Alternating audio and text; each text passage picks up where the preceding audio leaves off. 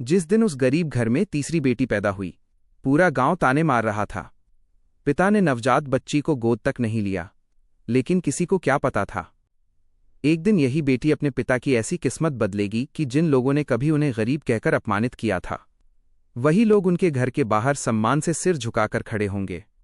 पर उस दिन पिता की आंखों में खुशी से ज्यादा पछतावा था, क्योंकि उन्हें अपनी जिंदगी की सबसे बड़ी गलती याद आ रही थी। बेटी के जन्म ने बदल दी किस्मत। दिल छू लेने वाली प्रेरणादायक कहानी। बरसात की काली रात थी। आसमान में बादल जोर जोर से गरज रहे थे। बिजली की चमक पूरे गांव को डरावना बना रही थी।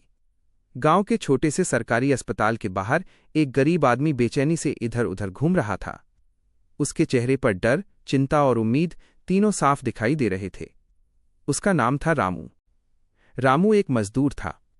दिन भर ईंट गारा उठाकर जैसे तैसे अपने परिवार का पेट पालता था।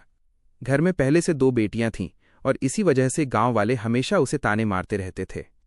कोई कहता, रामू तेरे घर तो बस बेटियां ही पैदा होती हैं, तो कोई हंसते हुए बोलता, अरे भाई तेरे नसीब में बेटा लिखा ही नहीं। इन तानों ने रामू को अंदर से कमजोर बना दिया था।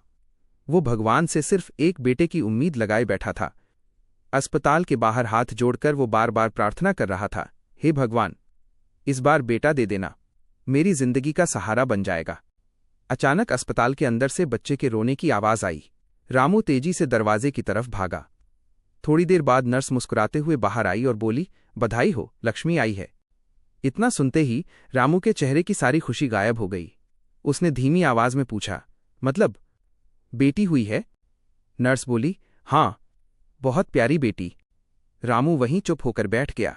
उसकी बूढ़ी माँ गुस्से में बोली, हे भगवान, फिर बेटी, हमारा वंश कौन चलाएगा? लेकिन अस्पताल के अंदर गीता अपनी नवजात बच्ची को सीने से लगाए मुस्कुरा रही थी। उसके चेहरे पर एक अलग ही सुकून था। उसने बच्ची को प्यार से देखा और बोली, मेरी बेटी हमारी किस्मत बदलेगी, इसका नाम भाग्यश्री होगा। उसे क्या पता था कि उसकी ये बात एक दिन सच साबित होने वाली थी। दिन गुजरते गए, घर की गरीबी बढ़ती गई। रामू सुबह निकलता और देर रात थका हुआ लौटता। कई बार मजदूरी नहीं मिलती तो घर में चूल्हा तक नहीं जलता। ऊपर से गांव वालों के ताने अलग। जब भी कोई उसे देखता तो कहता, 3 बेटियां हैं, बेचारा जिंदगी भर बोझ उठाएगा। धीरे धीरे रामू चिड़चिड़ा हो गया। छोटी छोटी बात पर गुस्सा करने लगा। लेकिन घर में एक इंसान था जो हमेशा मुस्कुराता रहता था, छोटी भाग्यश्री। भाग्यश्री बचपन से ही बहुत समझदार थी। वो अपनी माँ का हाथ बटाती, बहनों की मदद करती और पिता के आते ही उनके पैर दबाने बैठ जाती। उसकी मासूम मुस्कान पूरे घर की थकान मिटा देती थी। एक दिन रामू बहुत परेशान होकर घर आया। उस दिन उसे मजदूरी नहीं मिली थी। घर में खाने को कुछ नहीं था।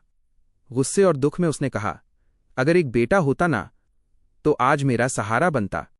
इतना सुनते ही छोटी भाग्यश्री अंदर गई और अपनी गुल्लक लेकर आई। उसने गुल्लक रामू के हाथ में रख दी और बोली, बाबूजी, इसमें मेरे पैसे हैं, आप खाना ले आइए। रामू हैरान रह गया। उसने गुल्लक तोड़ी तो उसमें सिक्के और कुछ मुड़े हुए नोट निकले। ये वो पैसे थे जो भाग्यश्री ने मेले, त्योहार और रिश्तेदारों से मिले पैसों में से बचाए थे। रामू की आंखें भर आईं। पहली बार उसे महसूस हुआ कि शायद बेटी बोझ नहीं होती। समय बीतता गया। भाग्यश्री स्कूल जाने लगी। वो पढ़ाई में इतनी तेज थी कि पूरे स्कूल के शिक्षक उसकी तारीफ करते थे। एक दिन स्कूल में परीक्षा हुई और भाग्यश्री पूरे जिले में प्रथम आई। स्कूल के प्रिंसिपल खुद उसके घर पहुंचे। उन्होंने रामू से कहा, तुम्हारी बेटी बहुत होनहार है, इसे पढ़ाई से मत रोकना। लेकिन रामू मजबूर था। घर की हालत बहुत खराब थी। उसने दुखी होकर कहा, साहब, मैं गरीब आदमी हूं, इतनी पढ़ाई नहीं करवा सकता। भाग्यश्री ये सब सुन रही थी। उस रात उसने आसमान की तरफ देखकर मन ही मन कहा, हे भगवान, मैं इतनी बड़ी बनूंगी कि मेरे बाबूजी को कभी मजदूरी नहीं करनी पड़े। लेकिन जिंदगी की असली परीक्षा अभी बाकी थी। एक दिन काम करते समय रामू ऊंचाई से गिर गया। उसके पैर में गंभीर चोट लगी। डॉक्टर ने साफ कह दिया, अब ये भारी काम नहीं कर पाएंगे। ये सुनते ही पूरे परिवार पर दुखों का पहाड़ टूट पड़ा। घर में कमाने वाला कोई नहीं था। रिश्तेदारों ने मदद करने से मना कर दिया। गांव वाले ताने मारने लगे, अब क्या होगा, 3 बेटियां हैं, कौन संभालेगा? लेकिन उसी दिन छोटी भाग्यश्री ने फैसला कर लिया कि वो हार नहीं मानेगी। वो सुबह स्कूल जाती, दोपहर में लोगों के घर बर्तन साफ करती, शाम को छोटे बच्चों को ट्यूशन पढ़ाती और रात में पढ़ाई करती। इतनी छोटी उम्र में भी उसके हौसले पहाड़ जैसे मजबूत थे। एक रात गीता ने रोते हुए पूछा, बेटी, तू इतना सब कैसे कर लेती है, थक नहीं जाती? भाग्यश्री मुस्कुराई और बोली, माँ, जब बेटी अपने परिवार के लिए लड़ती है ना, तो भगवान भी उसका साथ देता है। धीरे धीरे समय गुजरता गया। भाग्यश्री बड़ी होती गई, लेकिन गरीबी अभी भी खत्म नहीं हुई थी।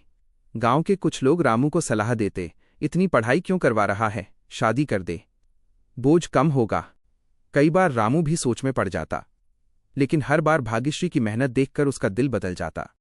भाग्यश्री रात भर सड़क की लाइट के नीचे बैठकर पढ़ाई करती।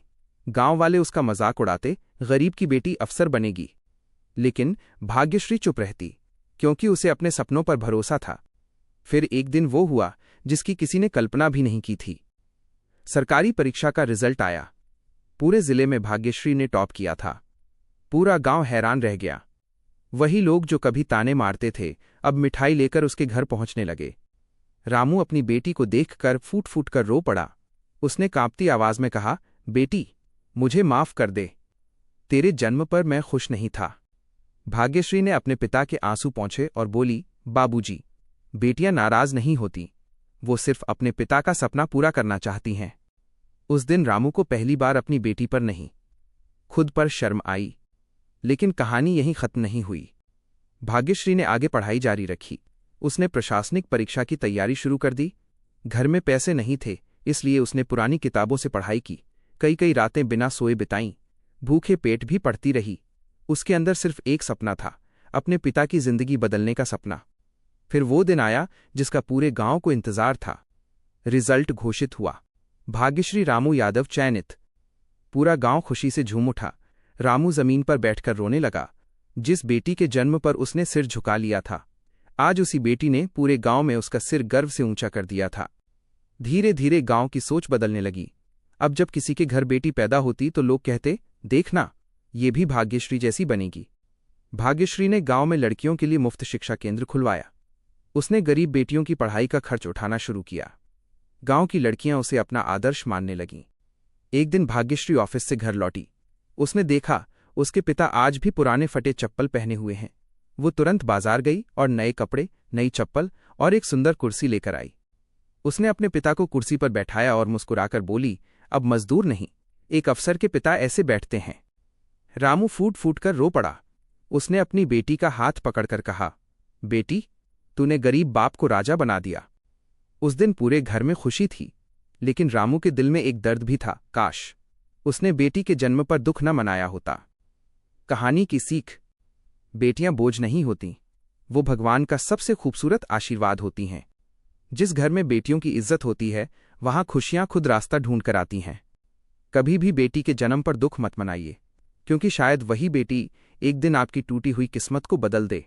अगर इस कहानी ने आपके दिल को छू लिया हो, अगर आपकी आंखों में भी आंसू आ गए हों, और अगर आप भी मानते हैं कि बेटियां भगवान का सबसे अनमोल उपहार होती हैं, तो वीडियो को लाइक जरूर करें, अपने परिवार और दोस्तों के साथ शेयर करें, और ऐसे ही दिल छू लेने वाली प्रेरणादायक कहानियां देखने के लिए हमारे चैनल को सब्सक्राइब जरूर करें, क्योंकि यहां सिर्फ कहानियां नहीं, दिलों को बदल देने वाले एहसास मिलते हैं।